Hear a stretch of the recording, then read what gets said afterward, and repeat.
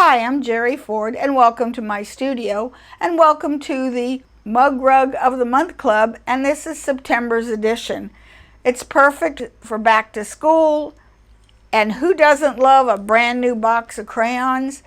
This is a good way to make a really cute teacher's gift for the first day of school, or for any child. If you would like a copy of this design, then send me an email at waltzquilt@yahoo.com, and I will be happy to share this in PES format.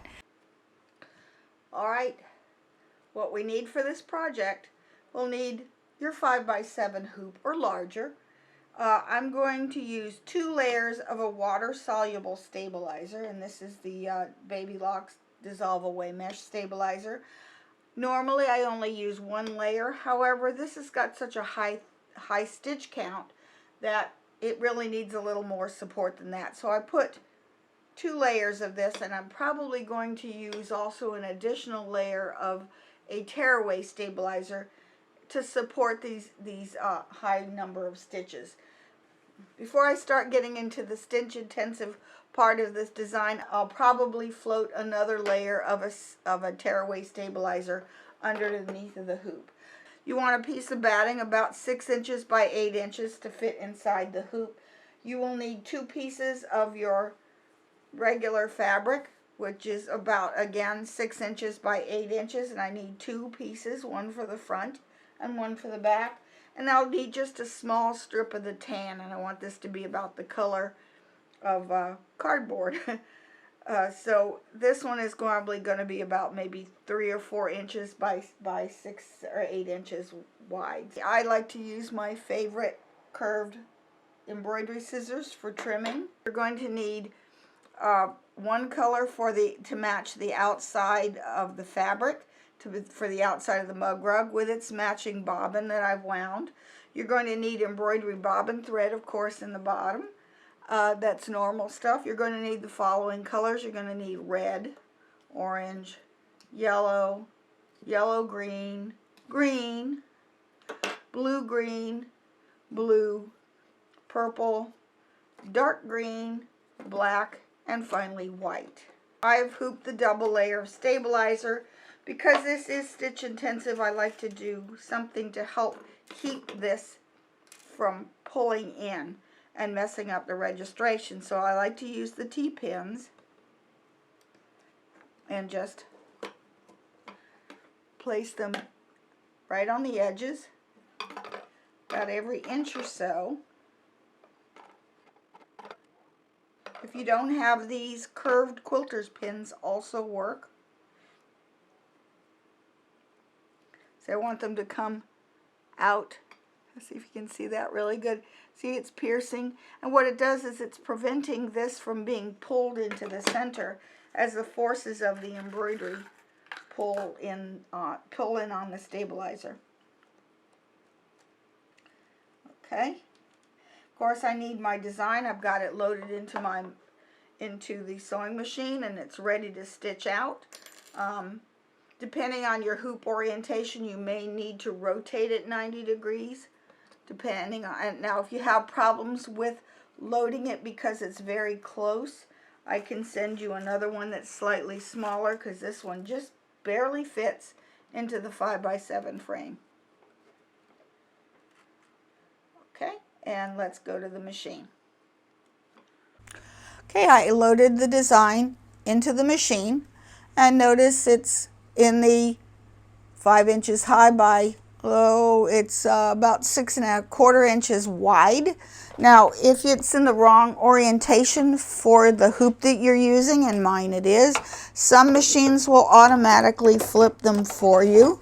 So I put my hoop into the machine, but I want to rotate, so I'm going to hit edit, and I want to rotate this design 90 degrees.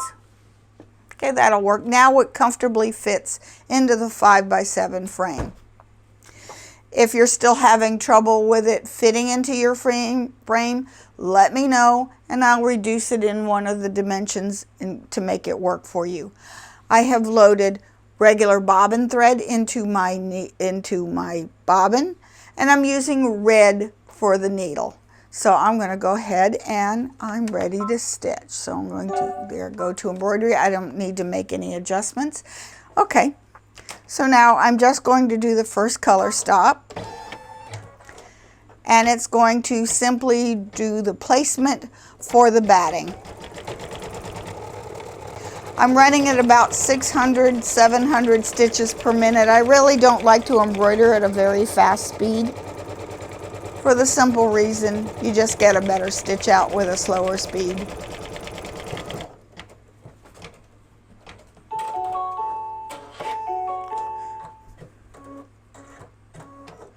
Okay, for the second color stop, I'm just going to cover this with my batting. I want to make sure that it covers all of the stitching, and I'm ready to go. And second color stop, tacks down the batting.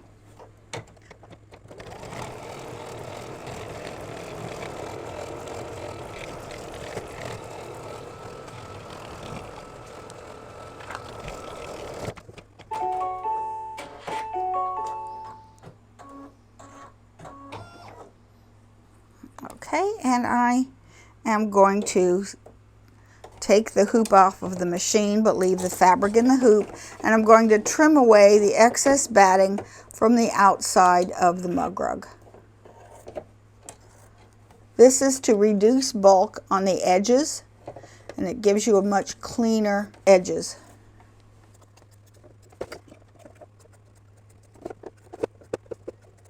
Return the hoop to the machine. And the next color stop number 3, is going to give you the placement for the back of the box.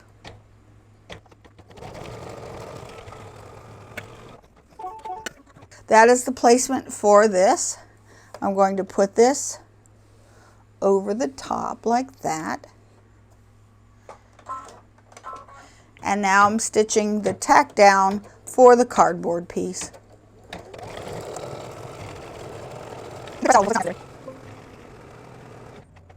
Okay, after it's done this, then what I want to do is I just want to trim the bottom.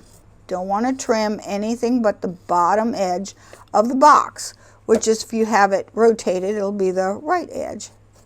Okay, and just take the excess off and we are good to go. Okay, now I'm going to start stitching the colors now, which are the crayon colors. They're going to sit inside the box. So what I'm going to do is, this one just starts with red, and I'm going to start stitching. Now this is pretty stitch intensive in this part of the design, so if you begin to see any kind of puckering going on, or it looks like it's stressed in any way, take a piece of tearaway and just slide it underneath, and we'll remove it later. I'm just going to stitch these colors. First one is red. I will stitch these off camera because this is going to take a while. I'll be back after each color. The second color is orange. Okay, finish the orange. The 7th color stop is black, and I think, well, I haven't finished all the colors yet. Well, yeah, that's true, but the reason I put black here,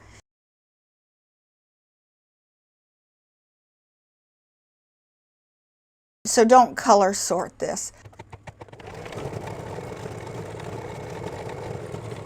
Okay, I'll be back when it finishes the black, and the next color is going to be yellow.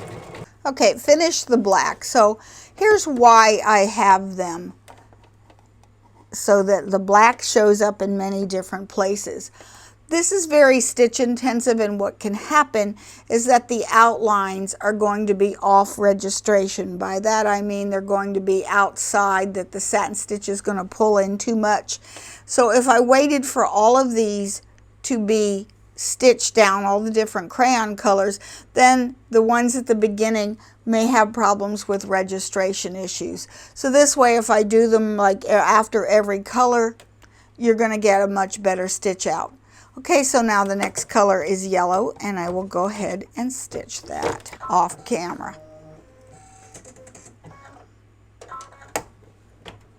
And again, it will do black after each color, just so that we can get that outlining in correctly.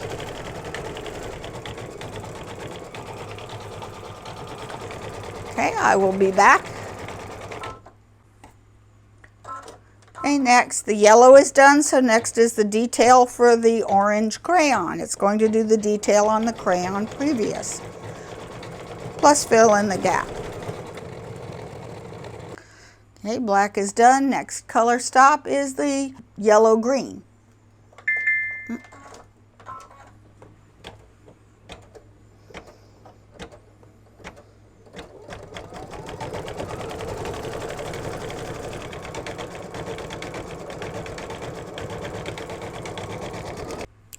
Okay, next is the black outlining.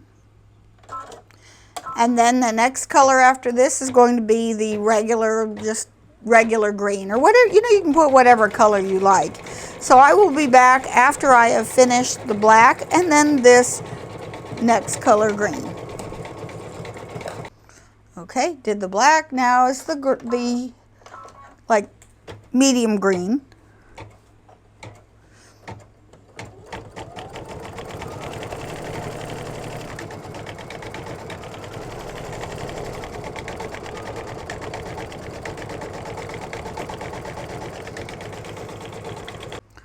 Okay, I just finished the green and I noticed that along this line right here, it's pulling in a little bit. That means that I'm getting some pull in towards the center. So in order to stop that from happening anymore, I'm going to take a piece of tearaway stabilizer and just float it underneath and continue to stitch. That will prevent any more of that puckering. And I'm seeing a little bit of puckering going on here. So yes, I probably should have put that under earlier, but every machine is different, and actually every day you embroider is different because the temperature and humidity and your fabrics are all different. So you just have to watch for the signs of pulling in, which is a little bit of puckering and a not so straight line. This side seems to be okay, but this is where it's pulling. Okay, so I'm going to go ahead and finish with the black, and then the next color is blue. Okay, that looks much better. Okay, so now next is, after the black is the blue, and then black again. Yeah, the last one wasn't supposed to be blue. It was supposed to be blue-green, but, you know, I got it mixed up. That's fine. I'll just say that I'm doing this in honor of my friend that I went to school with. She used to get very upset if anyone would ever use her crayons. And so she'd put them in a certain order that only she knew. And so she could tell if somebody used her crayons. Well, her brother used to go in there when she was looking elsewhere and move one crayon. It used to drive her crazy. So this is in honor of my schoolhood friend. And now it's the blue-green, although it should be the blue. But that's okay. It's your box of crayons. Make it any color you like. Okay, we're almost done with these crayons. The next color is purple. And then it'll be the black. Then it'll be the little white highlights. Okay, now I'm on the 20th color, which is white. And that's going to just do the highlights on the top of the crayons to give it a little bit of dimension. And then we're going to start working on the box of crayons. If your machine doesn't cut jump stitches, here is where you're going to have to do your own cutting of the jump stitches. Okay, for the 21st color, we're going to start constructing the box. So I want to use the same color thread that I'm going to use on the outside edges. So, and it's just going to create a little more detail right now. Okay, color stop number 22, which is what I'm seeing here, is actually going to give me an outline for the gold color for the crayon box. I'm going to leave the same gold in there. In fact, if I were doing this normally, I would not do red on the outside because that red might shadow through the yellow when it's finished, but I wanted you to be able to see it. Normally this outside right here would be done in the same yellow.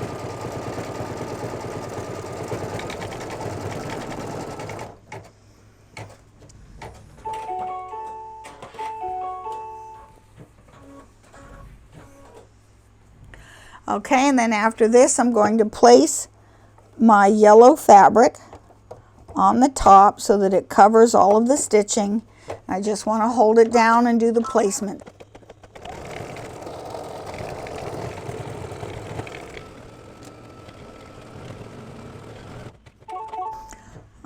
All right, this gets the bottom of the box. So now I'm going to remove the hoop from the machine, but I'm not going to remove the fabric from the hoop.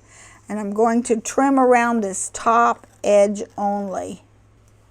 Okay, I'm going to trim this as close as I can.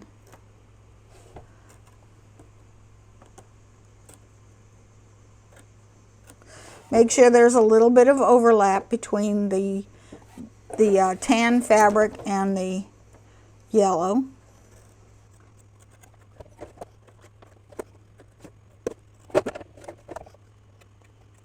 Okay, I have a little bit too much here.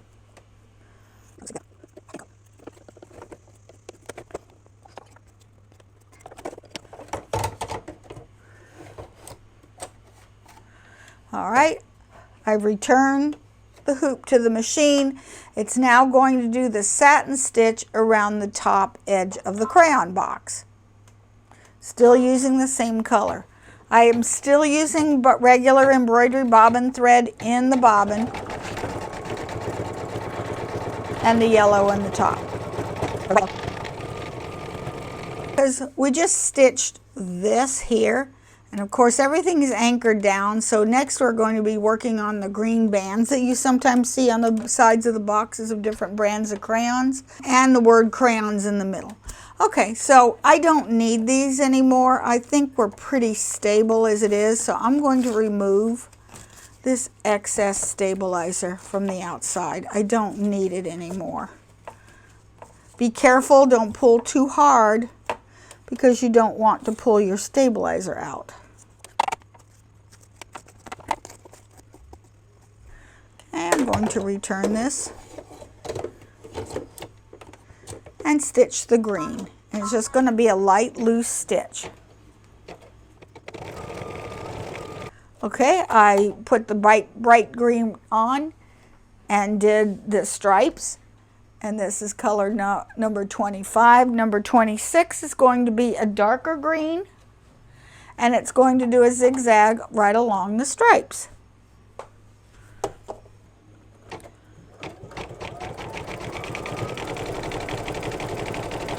And again, I will be back when it's done stitching. Okay, it's stitched the green stripes, and now I put black in for the next to the last color stop. Actually, it's color stop number 27, and it's going to stitch the word crayons on it. You can put black or any color you like, and again, I will be back after it's done stitching this. All right, it has finished stitching out the word crayons. It has a few jump stitches that will need to be removed right between the words. And the reason it does that, even though my machine will cut jump stitches, the space between the ending of one and the beginning of the other is less than 1/4 of an inch, so therefore the machine doesn't recognize it as a jump stitch. Okay, so now I'm going to take this out of the machine. I'm going to go ahead and thread up the needle with the gold, with that yellow gold, and then I'm going to remove the embroidery bobbin, the bobbin thread, and I'm going to replace it with a same color as I have in the needle, which is this golden yellow. Okay, and that's good to go. Okay, I need to turn this over, and I need to place the backing so that it covers all of the stitching, and I have a choice of either, well, you can tape this in place. I prefer to pin it, but you have to be careful with the pins. You want the pins way outside of the stitching area. I'm going to put them in here and then I'm going to turn them to the other side. So I'm going to first smooth them this way from the back. And then, well, this corner I can just do. I can feel it.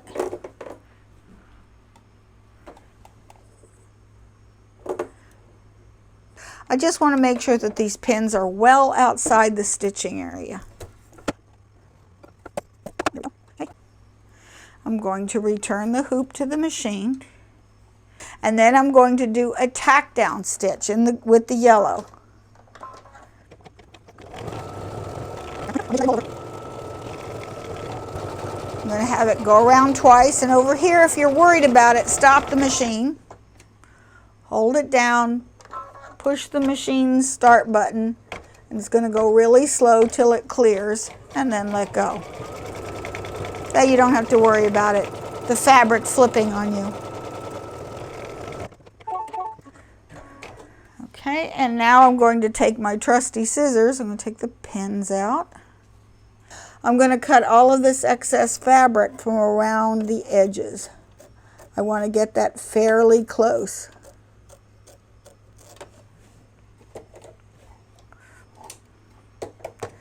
And I want to do that on both the back and the front.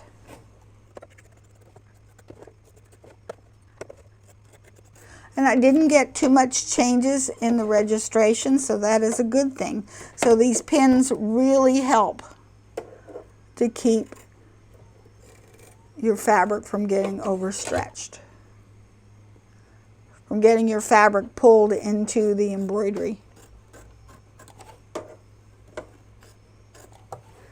Okay, I'm going to turn it over and repeat the process on the back.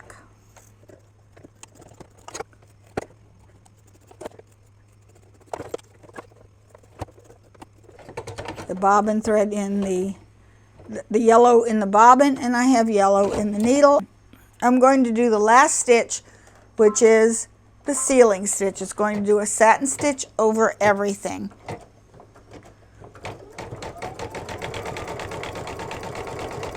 And it starts with a zigzag to make sure everything's good and sealed down, and then it'll do a nice thick satin stitch.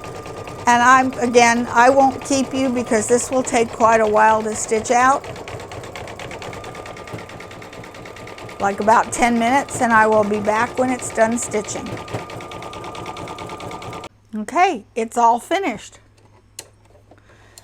Okay, and now we will remove it from the hoop. So we'll go ahead and do that on the table. Okay, next I want to cut these jump stitches, and this I'm using, it's called a little side hopper. I got it at a quilt shop. But this is the best thing for getting these little tiny jump stitches because this is such a small little scissor, and it goes up underneath and just grabs, and it's serrated. So I'm going to grab the tweezers so I can get a tug on it, go in between. And this is great for cutting out these little tiny jump stitches. Take a pair of scissors, pull, and I like to use just eyebrow tweezers, actually work the best for me. It's very thin and it's easy to get under these threads. There. Okay. Now I want to probably cut this out close, and a lot of times I like to use a seam ripper. Is the easiest way to get it as close as possible. So I take the seam ripper like this and just go across. Nice, it helps to have a nice sharp one. And you're gonna get as close as you can. Okay. And if you have any stray threads, you want to get those, which can happen. Here's some stray threads. Of course, these are easy to remove because they all come right out.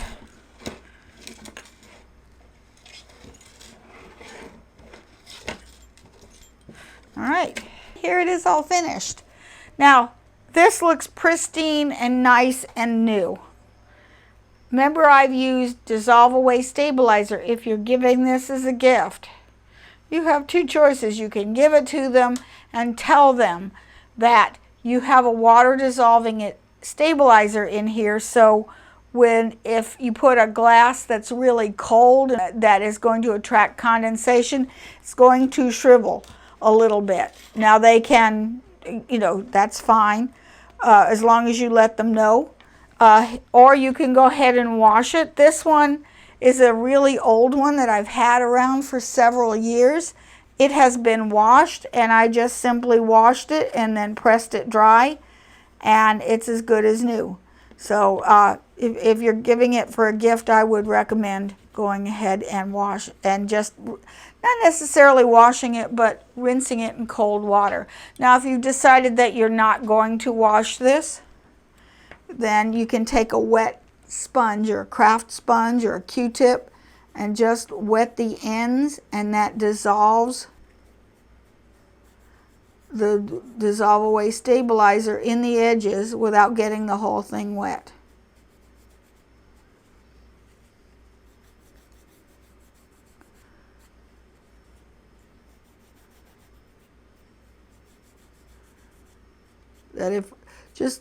And see that it looks perfect then. It's not subject to ripple, because fabrics can shrink, and also with time this can also get a little ripply. So this looks absolutely perfect this way, and you've got the edges nice and sealed, so you don't see any of the stabilizer sticking out of the ends. You don't see any white sticking through. And because we cut the batting first, it looks really nice and even along the edges. You don't see any fuzzy things sticking out. And so this is a really great gift. If you have any questions, send me an email at waltzquilt@yahoo.com. If you're not a member of our Rug Mug of the Month Club, then you can also request to be put on the list so that you get subsequent months. And we're going to probably keep this going for a couple years, because this has been just so much fun. You can always send me an email.